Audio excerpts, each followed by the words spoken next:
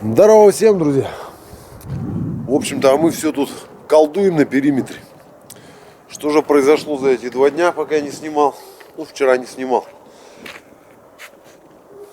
В общем-то, долго не думая, после крайней съемки я снял аппаратуру, значит, и увез. Увез, значит, аппаратурщику сразу же. Ну, на следующий день, да, на утро. Увез, это было позавчера. В общем-то, она у него пролежала вчера, позавчера. Суть в том, что руки не доходили проверить. Там начальство тоже свое. Блатных подсовывает без очереди. Короче, он никак, добраться до нее не мог. В итоге добрался до моей аппаратуры. Поставил на стенд. И ничего не нашел он в ней. Ничего не стучит в ней. Все работает нормально. Вскрыл внутри, посмотрел. Все, в общем-то, вот сейчас я ее забрал. Вот такие дела. Морда кислая у меня. В это время я, значит, и в центр КамАЗ сгонял уже. И нашел из такого же комплекта, который я покупал себе. Нашел такой же комплект у них. У них там куча комплектов. Я, может, рассказывал. Про комплект я имею в виду трубок форсуночных. Трубки у меня такие угарные, со своеобразным задибом, что если одна трубка лопнула, то с другого комплекта хрен поставишь, короче.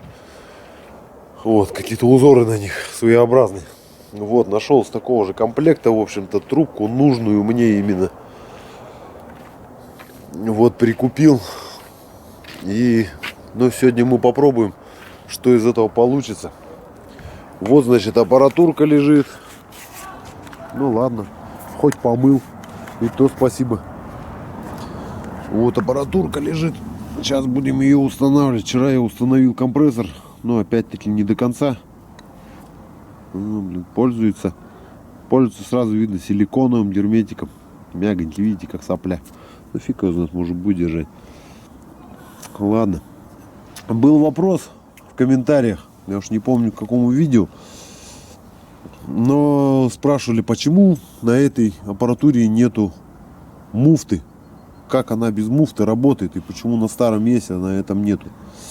Я в комментарии, конечно, затруднился ответить на это все, потому что, как вам сказать-то, ну, более подробно не ответишь в комментарии, писанины много. Вот, в общем-то, сейчас отвечу, ребята. Вот тут плунжера идут толстые в диаметре, а на старой аппаратуре тоненькие плунжера идут, и поэтому чтобы впрыснуть нужное количество топлива, ход плунжера регулируется уже больше на старой аппаратуре, больше регулируется, соответственно, топливо подавалось медленно, медленно топливо подавалось. И вот эта муфта на старой аппаратуре, она именно для того и сделана, чтобы компенсировать скорость подачи топлива. То есть увеличить скорость подачи топлива, потому что ход, понимаете, сами ход занимает время. А в этой же аппаратуре уже плунжера толстые, и, допустим, тоже количество топлива, ну, даже еще чуть больше. Ход плунжера не такой большой, как в старой аппаратуре, поэтому здесь хватает скорости по входу, по впрыску топлива хватает скорости, в общем-то, это количество впрыснуть топлива. То есть Евро-1, Евро-2 плунжера толстые у них, поэтому без муфты. Евро-2 еще здесь стоят клапана, которые тоже как бы это, как вам сказать-то, тоже способствуют еще более ускоренному впрыску, потому что там побольше топлива, дозировка побольше на Евро-2, чем на Евро-1. И, соответственно, добавили еще клапана другие, более увеличенные или там что-то кого-то. Но вот у меня здесь стоит вроде аппаратура Евро-2, а клапана все стоят от Евро-1. Вот кто-то так поставил. Хотели с аппаратурщиком поменять клапана. В общем-то, сейчас евро 2 поставить. Но у нас это не вышло. В нашей гребаной деревне есть, можно купить только плунжера и клапана. Вот эти при замене клапанов, короче, в общем-то, еще приходится менять вот эти сами штуцера. Они тоже другие. Вот такая петрушечка, ребята. Вот из-за этих клапанов я тему покопал, в общем-то, за эти 2 дня. Вот из-за этих клапанов у меня происходит излишний дым. Ну и, соответственно, перерасход топлива. Вот по времени впрыску я почему рассказываю. Вот когда долгое времени впрыска идет, то есть какое-то количество топлива из подаваемого идет в пользу, а последние капли топлива уже идут недогоревшими в дым. Вот такая петрушечка, ребята. Вот эту проблему на старых аппаратурах решал вот этот муфта. На новых евро 1, допустим, увеличенный плунжер. Еще раз повторяюсь, увеличенный плунжер он давал быстрее. То есть ход у него меньше получается, чтобы выдать такое же топливо. Ход меньше, и из-за этого возрастала скорость. На евро 2 больше топлива, пришлось тут еще инженерам похимичить, и они изменили еще клапана, чтобы ускорить впрыск. Потому что объем топлива больше нужно впрыснуть, но опять же таки за то же время. И они поколхозили вот с этими клапанами. Вот, у меня получается сейчас евро 1 клапана не справляются, и получается, что вот черный дым получается при нагрузках. В связи с тем, что аппаратура стала туже, в связи с тем, что евро и все такое, евро выхлоп должен быть чистый и все такое, наверное, в связи с этим завысили форсунки давление. Сами знаете, какое давление сейчас в форсунках идет на евриков. 250-260, в то время как на старых аппаратурах шло там 180, ну 200-210. Для частоты выхлопа кто-то делал 210, но аппаратуры двойки уже это не вывозили, плунжера. Аппаратура десятка только вывозила. И, соответственно, аппаратура, вот, допустим, с давлением форсунок 260, она тугая становится. И вот этот вот муфта со старого КамАЗа, там же все пружинный механизм вот этот идет. В общем-то, она не вывозит вот этого. Я так думаю, это уже мое так мнение, что она не вывезла бы вот этого пружинный механизм этот и все такое. Поэтому, если бы и вывезла, но только там кардинально бы пришлось менять другую муфту, изобретать какую-то. Но вот инженера поступили вот так вот. Вот. Это все вот такой мой ответ в связи с тем, что я покопал, поковырялся во всей этой системе, разобрался, как она работает и все такое. Короче, аппаратурщик мне сказал на этой аппаратуре ездить до Талова, пока она вообще не помрет, но искать другую, ибо в нее влаживаться принципа нету вообще. Плунжера мы, конечно, поменяли с ним, это еще летом тогда. Вот, но, говорит, сейчас клапан 500 рублей каждый стоит. Штуцер, если где-то закажешь, у нас, говорит, в городе их нету на продаже, только где-то с бэушных снимать. А там еще пружинки на этих клапанах другие. В общем-то, штуцера тоже, если новые брать, то по пятихатке каждый выйдет. Вот такие дела. Сказал, лучше подыскать аппаратуру, пока это ездит еще. Вот такие. И, в принципе, там в аппаратуре самой еще много чего не в порядке. Но это я и сам знаю, там уже видно даже по газовому механизму, который газулька, там все болтается, все шатается. В общем-то, если из каких-то бэушных аппаратур снимать вот эти штуцера, то у нас получается этих простых аппаратур хоть ешь одним местом, сами понимаете, о чем я говорю. Евро 2 это же только на разборке можно найти, но кто тебе даст снимать с целой аппаратуры вот эти штуцера? Это вопрос, конечно, спорный. Поэтому это вложение и возня, это в принципе нереально. То есть, ну, несопоставимое сложение вот эта вся возня, короче. Но теперь что, будем ставить ее? Трубку я прикупил. Форсунку, значит. Мы ее мерили на Дядькином стенде. Вроде все ништяк, как я вам говорил. Сейчас я аппаратуру забирал, увез ее аппаратурщику. Он на своем стенде проверил. Тоже, говорит, исключительно все работает. Ну, вместе мы ее проверяли, сейчас аппаратуру я забирал. Исключительно все работает, форсунка. Но что хочу для чистоты эксперимента сделать, все-таки, пока вот так вот у меня сейчас все разобрано и снято, все-таки я переставлю с 6-го цилиндра туда форсуночку. Ну и, соответственно, обратно поменяю местами. Так, сейчас мне перед установкой аппаратуры надо закончить возню с компрессором хотя бы вот здесь вот с этой трубкой, потому что компрессор другой получается уже, и у него вот это отверстие под трубку ушло маленечко, как-то не так, надо все вот как-то не так, надо, короче, перегибать ее маленько и подгонять. И, возможно, придется вот это вот откручивать, убирать, потому что тут головкой придется затягивать.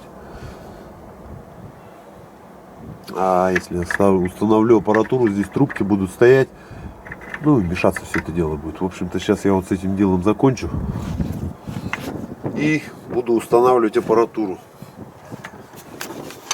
Вот трубочка, вот она, моя родная, вот она, видите? Вот задип такой. Вот купил новую по ней же. Трубка не лопнула, ее не оборвала, ничего. А почему-то я вот понять не могу. Она да как давай стрелять отсюда. Ну что-то, видать, есть какое-то облужение. Как будто потрескалось. Сейчас более подробно покажу. Видите? Или может где-то вот по этому шву трещины есть. Но, в крайней мере, раньше обрывала трубки. Вот под корень, да? Под корень вообще. А это вот, ну не знаю, что с ней случилось. Но вот улила она мне все тут крыло это. В общем-то, так. Еще что хочу по трубке сказать. Еще что, где та-то трубка? Ладно, бог с ней, с той трубкой. Да, та трубка, конечно, потолще. Вы мне все писали комментарии, что трубка. Но это мы сегодня проверим. Но почему я так в ней был уверен, в этой трубке, что это все-таки не трубка? Потому что я на этой трубке, ребята, ездил и не раз уже. Я ее ставил, она у меня как запаска лежит. Раньше 4-й цилиндр постоянно рвало, я ее ставил. Как-то не было с ней таких проблем, такого стука не было, ничего не было. И эта трубка из комплекта того, что я когда купил КамАЗ, понимаете, они все вот эти трубки стояли, но они как-то все некрасиво загнуто, видно, что какие-то всякие разные, не родные, в общем-то. А работала нормально, ничего не стучало. Но я, короче, вот поменял при покупке, я новый комплект купил, чтобы все было браненько, красивенько, установил, поставил.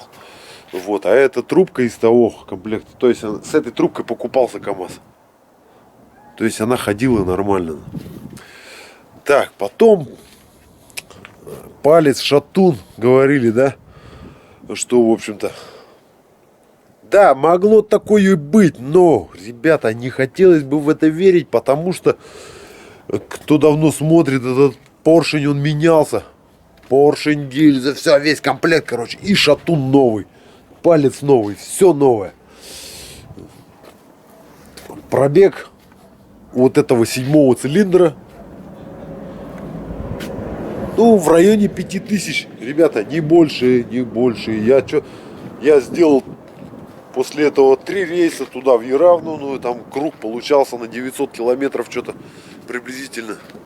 Меньше даже 900, 800 с чем-то получался круг. Ну, вот сами прикидывайте, 3 ходки я сделал. И, ну, туда вот сейчас 2 ходки сделал. Что там, круг где-то по 700 километров с копейками. И это все.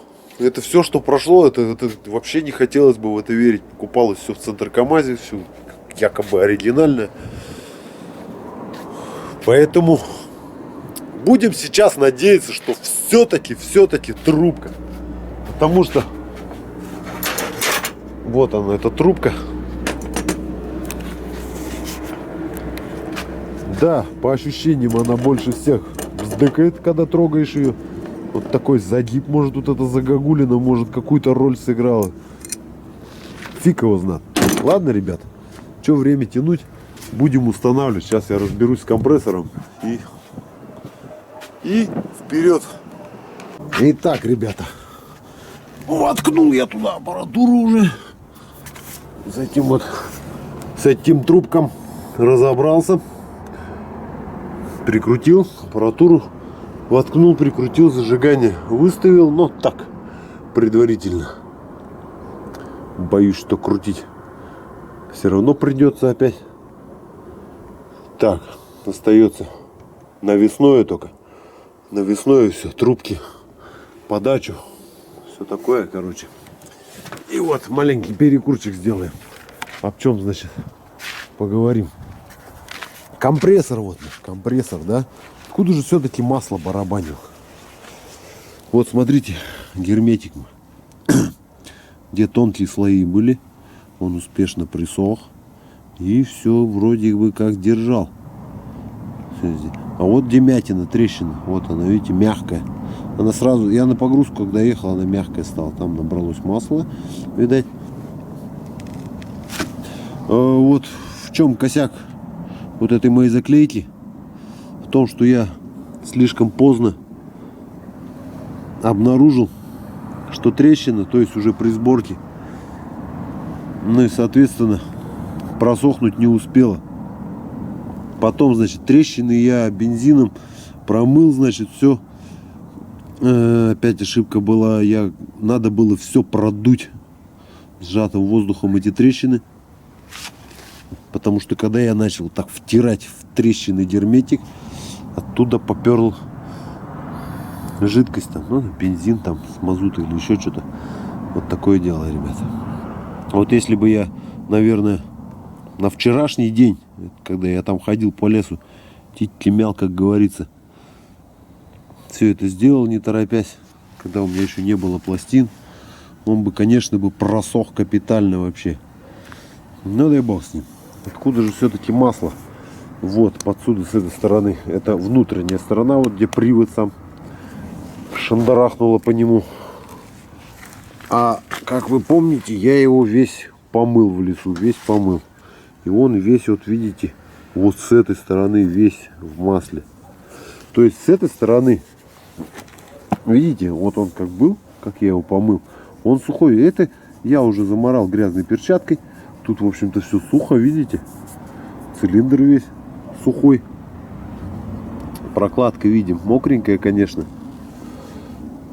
Но, тем не менее, сюда так сильно не швыряло. А вот с другой стороны, видим вот какую картину. Но где, в принципе, и не было косяка, то есть, где ничего не прилетало, ничего не случалось. То есть, вот у нас тут с-под головку фигачило, видать. Но и еще может быть отцедово.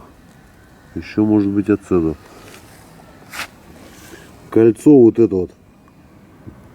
Кольцо почти практически ровное уже с этим. Эти тоже практически ровные. Но я там все на герметик приклеил. А что было делать-то? С собой не было этих колец нигде. В магазине медведь не продает. Вот, все ровненько. Сейчас, значит, поставил все новое. В общем-то, кольца хорошо так торчат. Советовали мне прокладку, значит, поставить еще от старого компресса. Примерял я, значит, прокладку. Она вот так вот, сейчас я покажу более точнее. Что-то у меня не вышло, надо было, ну, пришлось бы самому вырезать. Тут, в общем-то, прокладка проходила вот так вот, ровно вот так вот. И чуть-чуть кольцо как бы вот так задевало. Поэтому как бы не стал ставить сюда прокладку. А вот так по контуру еще герметиком намазал. Но герметик этот сильный, который я пользуюсь. Видите, он трещину какую держит. Очень хороший вот этот герметик. Дешевый. Автосил. Вот. Такие вот, ребята, пирожульки с компрессором. Так, теперь. Привод аппаратуры. Делать нечего, я добрался до него. Вот сальник, да, видим. Это новый сальник. Без пружинки, без всего. Вот такой тут сальник. И стоял такой же. В магазине я весь прямо посомневался. Ну прямо весь. Купил два сальника. То есть вот такой сальник. И купил простой обычный сальник с пружиной. Понимаете, о чем я? Вот. Репу чесал репу. И в итоге поставил я тот с пружинкой сальник. Не знаю, может быть, в комментариях кто-то что-то напишет, кто с таким сальником ездил, как оно. И кто с обычным сальником, с пружиной ездил, как оно там вообще. Не знаю, такие сальники, в общем-то, я не использовал. Единственное, подобный сальник стоит в коленвале у меня. Стоял, и новый я поставил. Хотя оттуда прет, блядь, сейчас по-бешеному. Он не такой, но он какой-то тефлоновый или кожаный, фиковый, или картонный. Хрен поймешь, короче. Этот-то резиновый. Но, в принципе, исполнение его вот такое же. И, в общем-то, я не особо рад, что я его туда поставил. Надо было простой поставить. Хотя поменял и муфту, по которой он бегает на маховике. И сальник, все в комплекте поменял. Фиг его знает, короче. Фиг его знает, ребята. Но коренной, мне кажется, подтекает. Ладушки. Хотя раньше на старый был, да, такой же. Но так дико не текло. Было там так черненько, грязненько все, но так дико не текло. Ладно, я, в общем-то, сейчас трубки топлива буду все это подсобировать. В общем-то, тут колесиками маленечко позанимался. В общем-то, там-сям по чуть-чуть, короче. Пока эта аппаратура у него лежала, у аппаратурщика, я тут хренью страдал. Особо руки ни на что, конечно, не поднимаются, когда сидишь в неведении. Вот два новых колеса зарядил сюда. Этот оттуда его переставил опять сюда. На место на свое. Ну вот, остается эти колеса накинуть. И вот два. Переобуть еще вон тех два пенсионера. Будет у нас на тележке полный комплект. Сейчас главное, чтобы решить эту проблему со стуком-звяком. Ладно, давайте ждем результатов. Ну что, ребята, будем пытку апельсинами делать, в общем. Соляры накачаем сейчас. Так, вы идите-ка сюда, тут постойте. Тут постойте пока. Мы сейчас соляры накачаем. В общем-то, трубка новая, совершенно другая. Ну, то есть такая, какая и раньше была. Из того же набора, из того же производителя. Форсунку местами поменял, в общем-то.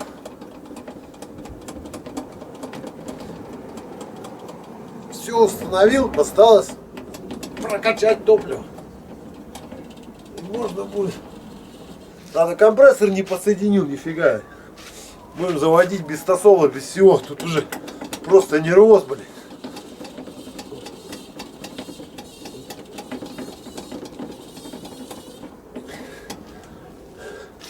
Уже просто интересно, что сейчас получится. Так, полез я в кабину. Так. Маска есть. Зажигание есть.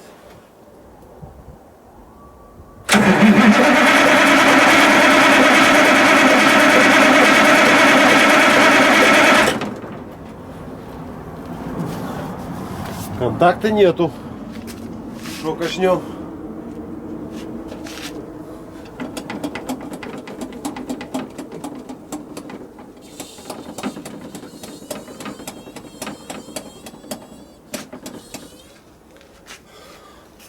И что покрутим?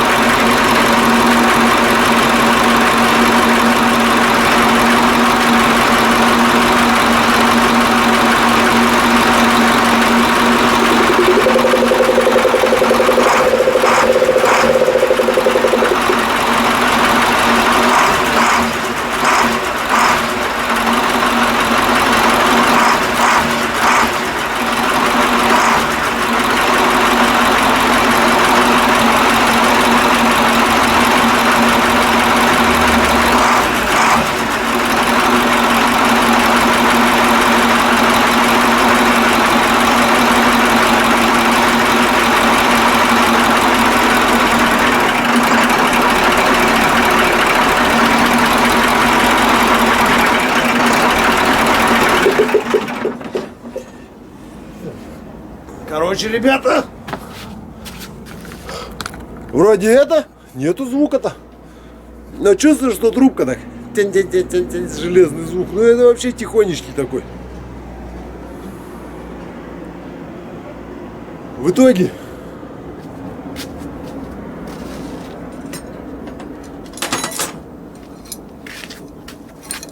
утопить эту трубку в болоте, короче. Вот такие дела, блин, а никогда эта трубка не вздыкала вот так вот честно говорю. Я ее на 4-й цилиндр ставил. Раза 4, наверное, ставил. И не стучала так. Кстати, вот на 5-м цилиндре стоит трубка из ее же комплекта. Да-да-да. Когда-то, когда я только комплект поставил, порвало тоже. На 5-м цилиндре. Поменял и вот так и ездит. Хрен его, маму, знает, что вот с этой трубкой. Наверное, вот этот вот загиб. Но сейчас что я еще хочу? Хочу я дособирать компрессор. Солнышко у нас еще висит пока над головой. Дособираем компрессор. Компрессор грохочет, стучит. Я вот так вот рукой прикрываю. Ну это. Куда он воздух-то качает. Фильтр подсоединим, в общем-то, чтобы он так шумно не работал. И сжигание, мне кажется, чуть-чуть рановато. Рановато сжигать. Сделаю, потом тосольчик залью, заведем. И в конце дня сегодня еще раз все посмотрим. Я вас туда с собой возьму. Послушаем все. Посмотрим.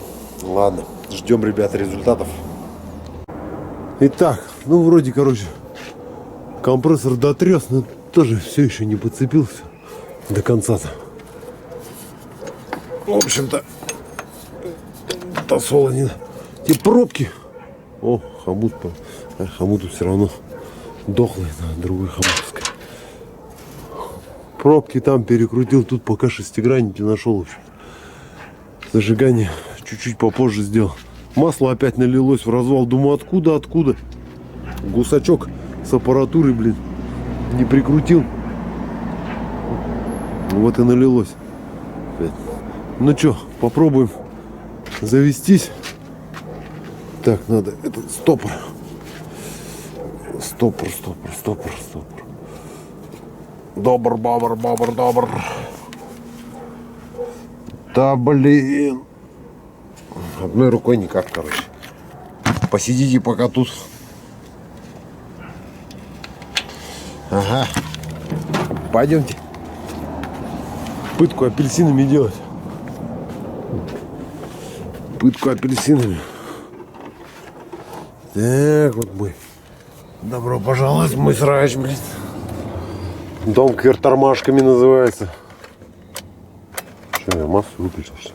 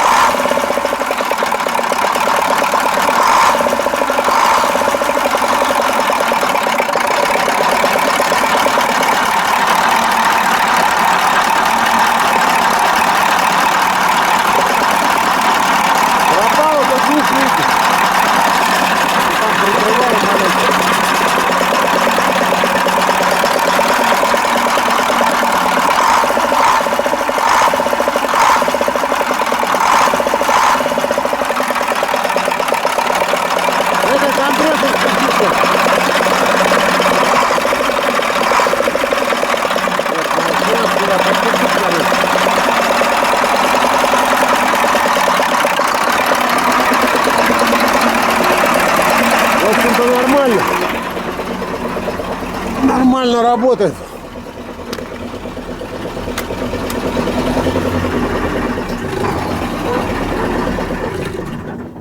Во. 3 раза газанули уже даже, чтобы заглушить, воздух появился. Вот это компрессор, я понимаю. Теперь вовсе все колодки сождем на горах. Это он так? Ну. Так там не подцепил я же. Завтра, короче, я доделаю. Завтра доделаю. Помоем его. Тосол зальем. Будем смотреть, откуда тосол. Так ты еще без тосола, что ли? Без тосола,